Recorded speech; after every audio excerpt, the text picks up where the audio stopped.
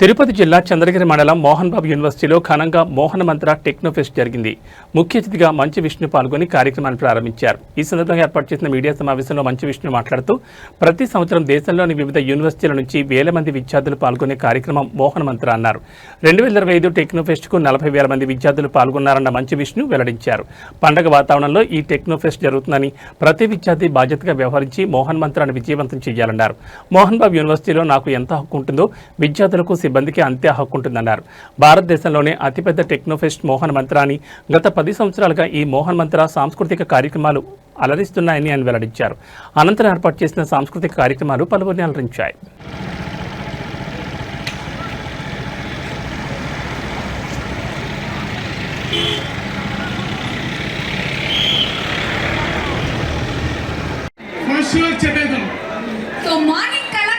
Start చేసి evening ethnic period తో end చేద్దాం.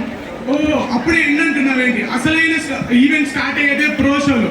ఈసారి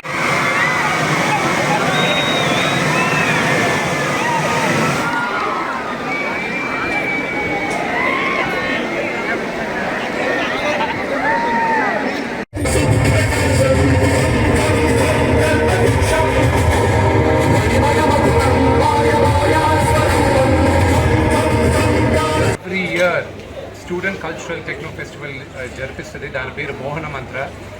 ఇది గత 10 సంవత్సరాలుగా జరుగుతుంది.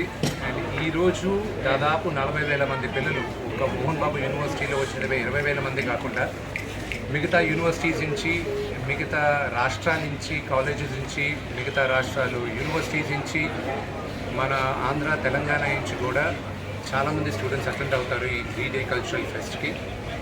అండ్ మాకు ఇదొక for all the students and including the faculty and మాకు కూడా this is something we all look forward for.